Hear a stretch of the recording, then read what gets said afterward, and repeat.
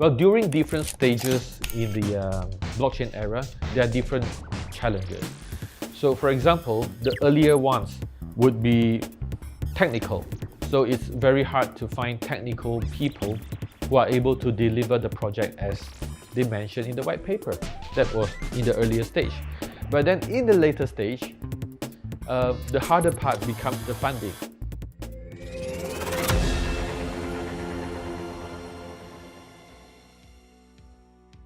Hey everyone, my name is Lee Willson. I'm the co-founder of Blockchain Zoo, founding Supernode of World Blockchain Foundation. And on this episode of Blockchain Beyond Hype, I'll talk about the real-world challenges blockchain projects are facing now, from initiation to implementation.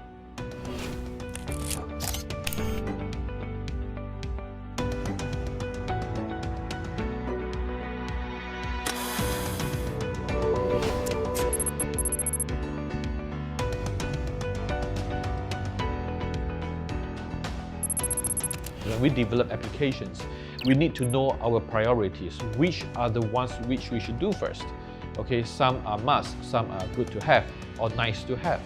So I think we should concentrate on those things which we need blockchain more urgently. One is financial usage of blockchain, but that part is heavily regulated. So we need to talk about other parts, how that could revolutionize the industry, because when people go on e-gaming, when people play games, you don't have a border to that. Okay, when you play games online, you do not actually care who the other party is or where they are.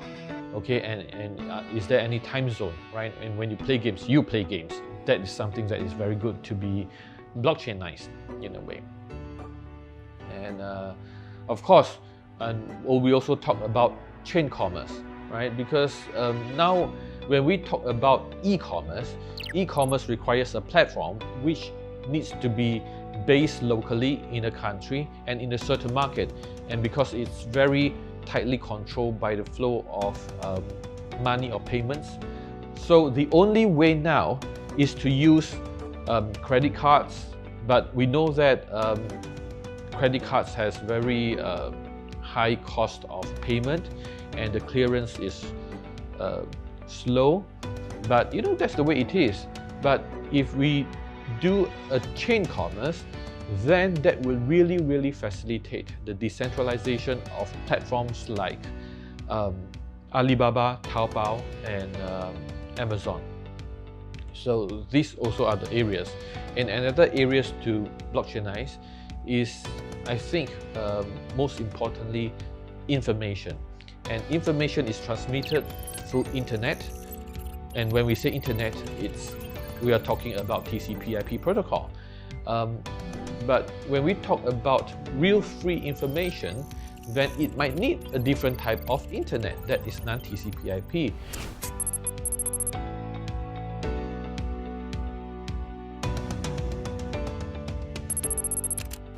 In the internet era, we talk about platforms, right? I mean, platforms are like the toll. Okay, if you go on a highway, you have a toll to pay, right? So the platforms are like tolls. When buyers and sellers meet, okay, when passengers and drivers meet, and where holiday makers and homeowners meet, you know what I mean, right? They have to go through this platform, and for every transaction, this platform would take a part of the profits. That is why they become the giants in the world now, right? Just like Amazon, Alibaba, Uber, and Airbnb, because everybody needs to go through them, and through the transactions, they just take a big part of the transaction, and they become the richest in the world. But this only benefits a few people, the board of directors and the shareholders of the company. Can you imagine if all of these are being blockchainized, meaning to say that this platform doesn't belong to one company, but belongs to all the people who participate in the economy? Meaning to say, can you imagine this? If a business transaction, buyer, seller, or a driver and a passenger, for every transaction, there is a part of money, okay, in terms of tokens, okay, to be used for the lock in the smart contracts. And upon the execution of the transaction, this part of the money, which originally supposedly to go to the shareholders, to the company, it goes to the contributors to the economy. So can you imagine? Those who maintain the notes would get a part of the payment. Those who bring in more communities and customers to the market would get rewards. And best of all, even as a shopper, as a consumer, you are being rewarded because you contributed to the economy. So that would be a totally new way of economy. So when people are talking about sharing economy, actually they're not talking about the real sharing economy. Only chain commerce is the real sharing economy, because to share economy, everybody needs to share the wealth.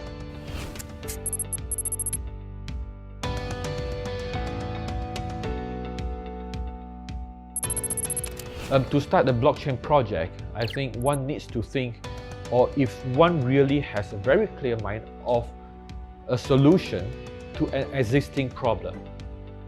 I think that's the key, the most important thing. But I do understand that nowadays we come across people who want to start a blockchain project for the sake of starting a blockchain project, or wanting to make some money out of it, to create tokens, so that they can do fundraising, and eventually, hopefully, that they can come out with a project. So I think that is the greatest blind spot by most of the startups now.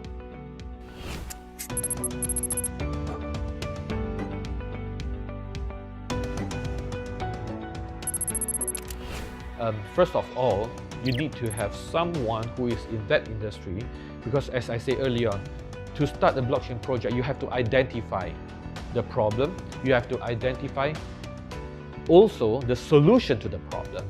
So you have got to be an industrial professional to be able to do that. This is the first thing. And second thing, you need to have the technical experts to really deliver the project, to carry out what you had wanted to do, because it's not enough. I mean, it's like building castles in the air. I can talk about the details of the castles, the color of the windows, the door, and how would it be like. But if I don't have anyone really to build it, to deliver, then it's very hard. And this is one of the hardest part, because blockchain technology is still very new. Okay, and being new, there are not many professionals who really know how to do it. So it's more talk on paper talk than the real thing. This is one part. And the second part is, for any blockchain to be successful, you need a marketing team who is able to build the communities. And all of this needs a lot of money, because to build communities, you need to create awareness, and you can only create awareness by participating in activities, seminars, events, maybe advertise on social media. And nowadays, especially with thousands of blockchain projects going around, to separate yourself from the others and trying to tell others that you are the real thing, it's very hard, because the market, it's very difficult for them to tell the difference. To be very fair too, and most of the market are not interested in the technology itself. They're only interested to know when are the tokens available, which exchanges will they be on, and what are the market making strategies. So basically they're just interested in the money. So that is why you have this market of some people keep on producing all these projects, producing the tokens, and you also have the other party who is willing to jump on the bandwagon and profit from it. So I know it's not healthy, but it's the same thing, the same case for internet. 25 years ago, when there was the internet boom.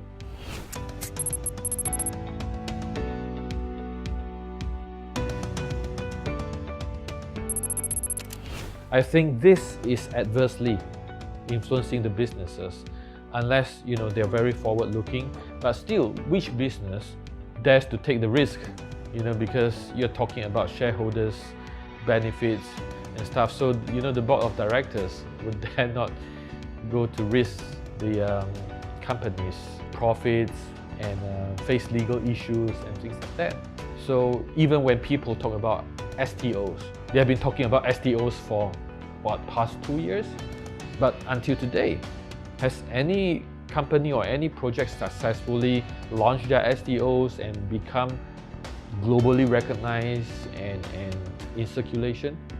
So it's not that easy. And if you can't even go for STO, which only representative of the shares and the stakeholding or the security, what more about other things? The legal fraternity, it's trying very hard to catch up, but still I think it will take some time before that happens, before blockchain and tokenization becomes really popular and acceptable by the general public.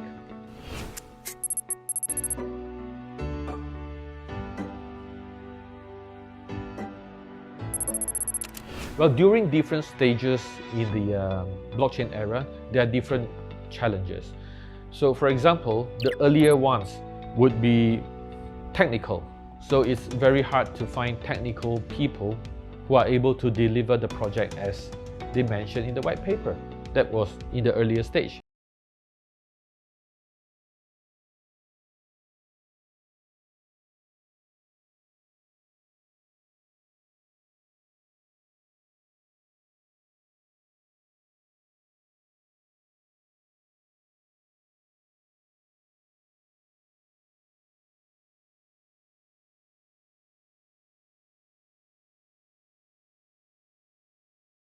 You can imagine that any new projects nowadays, I think the hardest part is to get funding from the right people.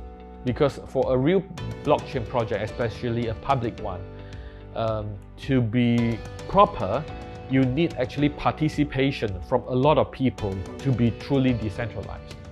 But to do that, you need a very extensive reach of the market. You need to reach different people from different places, from different countries, different cultures. And to do that by itself requires a lot of capital and it costs a lot of money. So, that is why some projects that I know, they actually just approach a few people who's able to fund them. But when you only have a few parties who is able to fund the project, it becomes rather centralized, which is not a representation of a proper blockchain project. So I think that is a very big challenge we are facing generally in the industry.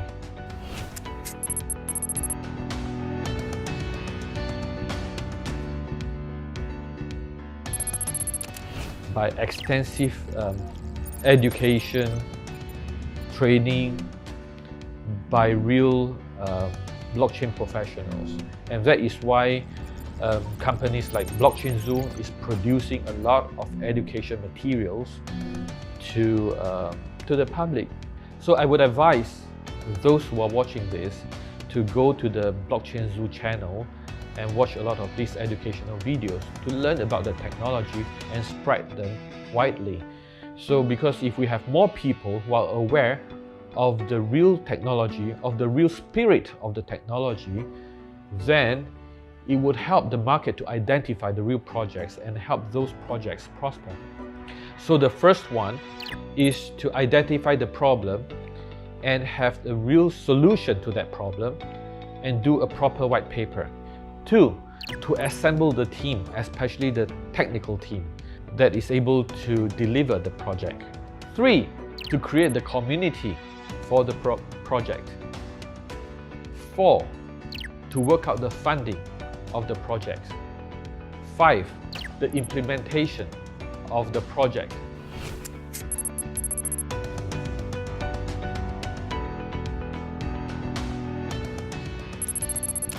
To identify a good blockchain project, I think the first thing is to know who is the founder, because the founder himself needs to be fully committed into delivering the solution for the problems that he identified in the first place.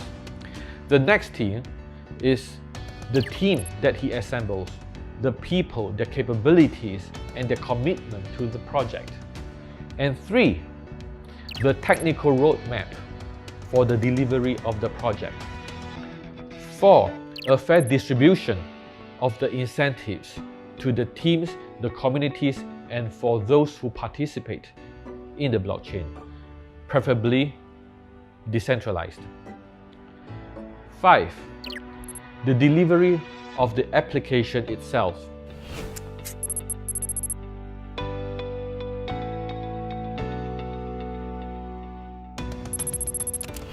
A lot of blockchain projects talks about changing the way people live, changing about our lives. This I would have to disagree, because the best way to change is to not let the users feel the change. So it's like if you can introduce a blockchain application without having to educate the users and make them use the application without realizing it's blockchain, then you are successful. I think that's the key of it.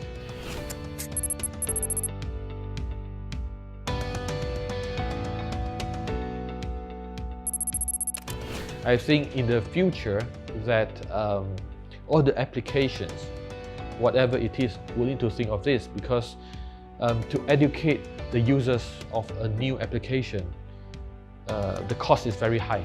Okay, the cost to do that education is very, very high, and not many projects is able to sustain that period of education.